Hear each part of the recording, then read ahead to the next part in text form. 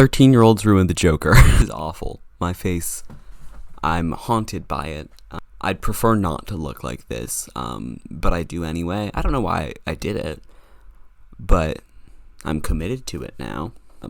Man, Joaquin Phoenix really has way more forehead space than I do. Maybe I just made the blue triangles too big. Oh well. 13-year-olds ruin the Joker. That's a bold statement, I know. That's a bold statement, I know. Christopher Nolan's 2008 film, The Dark Knight, is undoubtedly one of the best superhero films of all time. I like it. I don't even like superhero films, and I really liked it. I mean, the Joker was created to attack Batman's weaknesses specifically, and that makes him such a great villain, and honestly, probably the best part of the movie. He creates chaos to contrast the Batman's Law and Order. There's the performance that Heath Ledger does and the things that he does with the tongue and the why so everyone loses their mind, it's crazy, it's great. Despite all this, I can't watch this movie anymore. I know, I just said all that stuff about how it's so good and it's a masterpiece and there's but there's an external factor that I'm sure you might be able to guess based on the title of the video that has made this movie lose its magic for me. A dark, lurking force that's the perfect storm of evil and edgy, waiting for the perfect opportunity to strike.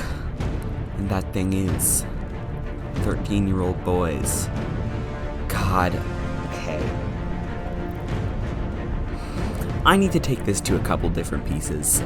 Look at the full story so you can understand what my issue is. First, let's talk about why 13-year-old boys like the Joker so much. If I edit correct, that there's a title screen.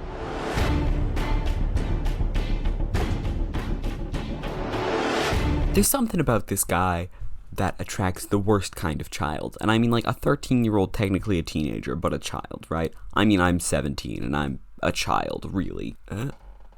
It's really not even. This is not even close to even.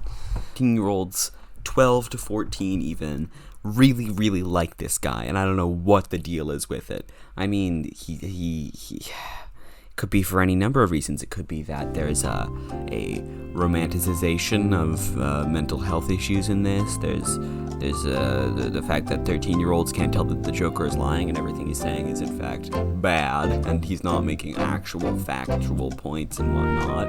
Could be the fact that this character has been completely oversaturated. It could be the fact that he's got fun, he's edgy, he always looks kind of sweaty. I don't know, maybe that appeals to 13-year-olds. Oh wait, it's all of those things. Yeah. I can't believe it's all of those things. If there's one thing, though, that really attracts 12 to 14-year-olds, it's characters and themes that they just don't understand. Like, they want to feel smart, and they're like, yeah, I understood Inception, I got The Matrix, but they don't. They don't. Because it's not... I have so many memories, traumatizing memories, really, of, like, children in Joker costumes, Heath Ledger Joker, coming up and going, why so serious? Like, so much. It hurts. It hurts to think about. And I don't know these kids. I didn't know how to react. And then there's like, why so serious? Why so serious? I have to try not to laugh at these kids, too, because that's mean. I would never be mean. They're always talking about how the Joker, I'm all about chaos, and that's an idea that, like, edgy kids love. I loved it when I was a kid. I was an edgy kid. They think that somehow chaos, it's the ultimate form of rebellion.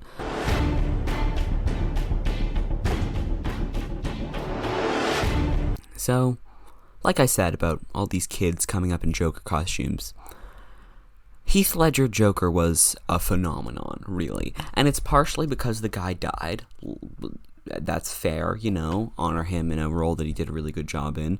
But also, there was just such an element of, like, oh, he's the best character, the best actor, da da da da da da da. And like, there was too much of it. There was too much. It got to a point where everyone was tired of hearing about the Heath Ledger Joker. If you ask most people about how they feel about the Heath Ledger Joker, they'll say, he did an excellent job, but I just am tired of hearing people talk about it. And I'm tired of hearing people talk about it too, which is why I'm talking about it. Because I never get tired of my own voice, clearly. It's just, you know, this edgy guy. We talked in class about how he stalks around and how he's always this antagonistic, powerful force in the room, and that's really something that people want to represent and what children want to represent, but it's not what they do represent. And so when they're trying to emulate that, it's awful. It's to put the way that the kids say, it's cringe. Villains in comic books and superhero movies, they have to be enjoyable in some way, which means they have to be likable in some way, and that does mean that they have to be relatable in some way. There's also got to be something about clowns, right? I mean, like, the Joker was a popular character before the Heath Ledger thing. He's always been popular, but the Heath Ledger Joker was the least clowny of all the Jokers. Like, his face makeup was barely even a clown, but still, he's like the Joker, and people latch on to clowns for something because they're like, oh, they're scary. They're scary. Like, you go to any Heath Ledger, like, Joker video, and people are like, this is scarier than a horror movie. This is and that's the whole thing. Christopher Nolan wanted it to be like what society could be, and we live in a society. Get a load of this society. But, whew, I mean, that's a kind of common thread between a lot of the Jokers is society, right? I mean, maybe I'm young and I don't know all the versions of the Joker. Maybe there's only 2 versions of the Joker I'm going to talk about this video because I'm really not educated enough to talk about the other ones. This is all hypothetical.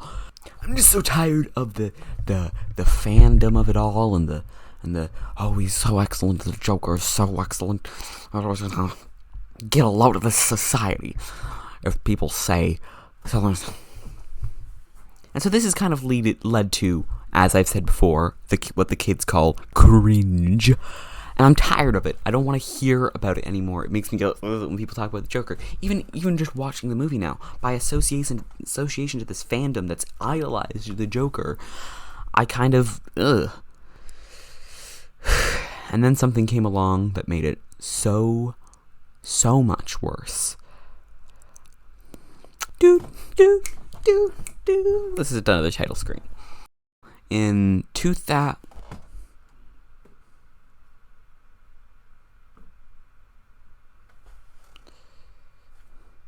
in 2019, there was a new movie released. You might have heard of it. It's called Dora and the Lost City of Gold. And that has nothing to do with this. But there was also a movie called Joker released where Joaquin Phoenix would play the character of the Joker, but not in the traditional comic book sense. And it's about this mentally ill guy who's a clown, and he's trying to work his way through life, and eventually, you know, based on the way that society, get a load of the society, the way that society treats him, he kind of snaps, and there's like a revolution, and da-da-da-da. In this movie, sort of a pseudo-romantic love interest for the Joker, something that, I mean, has existed kind of with other Jokers, but never about a story about rejection, really. That's not something that we've seen in the Joker before as any kind of, really vulnerability. And that kind of made the empathizing with the Joker worse, especially among a group on the internet known as incels. I'm not going to go into detail on what an incel is, but essentially they're people who hate women because women won't sleep with them. Hey, that sucks. Those are bad people. And that kind of led to this situation where the Joker became an idol for the incels, and by proxy sexism. Now, this is a hot take in 2021. But I think sexism is bad. And I think that using a character that really doesn't represent sexism, like the Joker, to represent sexism is, I think it's a little poopy. I think it's a little stinky. Instead of choosing to look at this film as this is the dangers of what could happen when we treat mentally ill people poorly, and what it does to them, and that being something we could sympathize with, it became, this is what we should do to fix the problem, is become Joker, shoot the talk show host, and be an incel, I guess, was part of it too. The Joker is not an incel, inherently. I think that maybe Joaquin Phoenix's Joker kind of rides that line, and we're supposed to, the viewer, see that as not a good thing. But the audience, some of the audience went, I like this guy. I like what he's got to say. How bonkers is that? He's a supervillain. Hello? He's a supervillain. That's literally the cartoonish version of evil. How do 13-year-olds factor into this? Because, shocker, this movie was popular among 13-year-olds too. How do 13-year-olds factor into this? Well, there's some fan-made content out there of quotes that the Joker says. Let's just take a quick little look at them.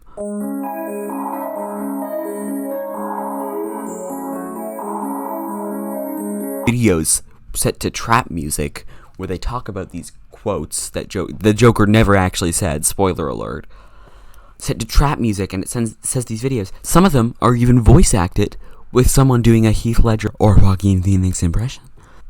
So let's take a look at this first one. I'm going to do my Joker voice to read these off. I will never leave you. Maybe this sentence was made in China. Excuse me, what? What does that mean? What is that? That doesn't mean anything.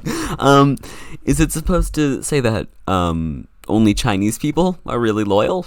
Because, yeah, maybe. I don't know a lot about China. Maybe that's what it's trying to say. Is it trying... I don't understand what it's... I can't touch my face, and that's my, unbelievable reaction, but... Yeah, I mean, I don't know what it's trying to say. Is it that the idea of a committed relationship is so foreign to American women? Is that the idea? Because that's wrong. There's literally a lot of people are married in the US of A and the Canada and the North America and places that aren't China. Very committed and happy. This next one is... I am not sad that you were a liar and your promises were fake. I am sad because I was so serious with a snake. Dude. Bars. That's slam poetry. And the picture of, the Heath Ledger Joker, I mean, come on. I am not sad that you... I'm so sad because I was serious with a snake? Do 13-year-olds get into serious relationships with reptiles?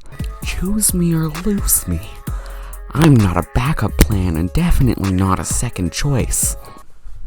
Hey dude, if you say this, you're not going to be a first choice either. Choose me or lose me, I'm definitely not a backup plan or second choice. To be fair, if someone is just using you as a backup plan, maybe just that's probably a good move to step away and go, you know what? I'm gonna sit this one out. I'm not gonna be in a relationship with you. But if someone's like, oh yeah, I'm not sure if I'm really comfortable with being in a relationship with you, and you're like, oh, I'm only a backup plan. What will I do? And then you say this to them, and you're like, choose me or lose me. You suck. And maybe if you're saying this to them, you really don't want to be in a relationship with them either. Next picture. One day you will search for me in another person. This is funny. I like the idea that it's like, you're really tiny and someone eats you, and then the other person's like, Tolkien, where are you? And you start ripping people's stomachs open looking for them. That's gross. Never try to hurt me, babe. If I hurt, you will search how to stop crying. That's another common thread in these Joker quotes, is just bad English.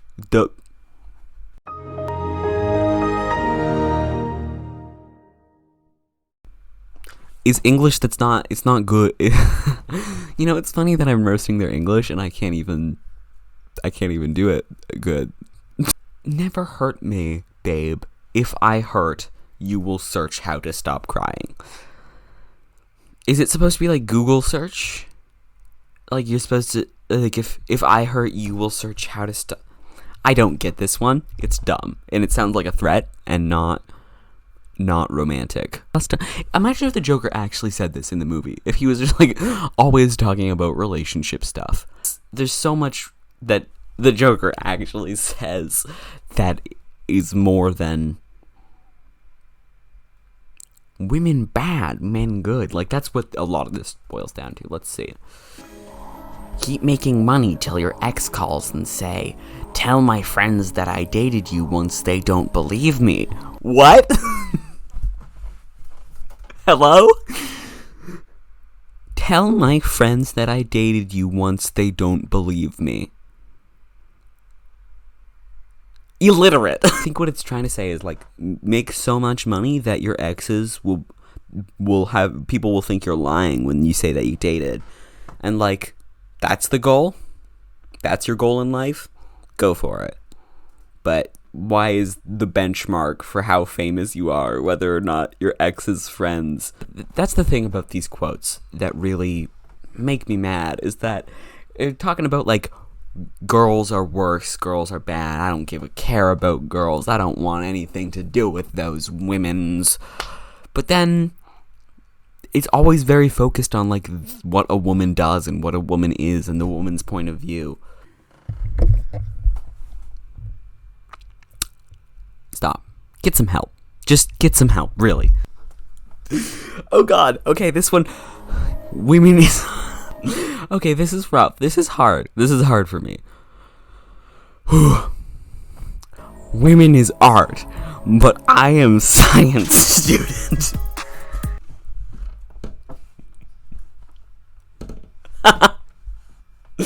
I like that it's not even women is art student, I am science student. It's like, nah, science people never look at art. That's the one thing about science people you gotta know. Never look at art.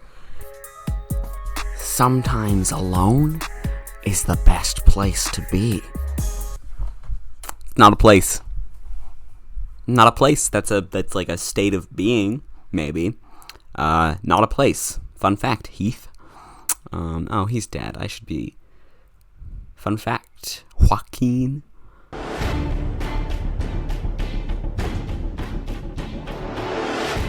So what are we gonna do about this? How are we gonna take back the Joker from the 13-year-old boys? I have a couple solutions.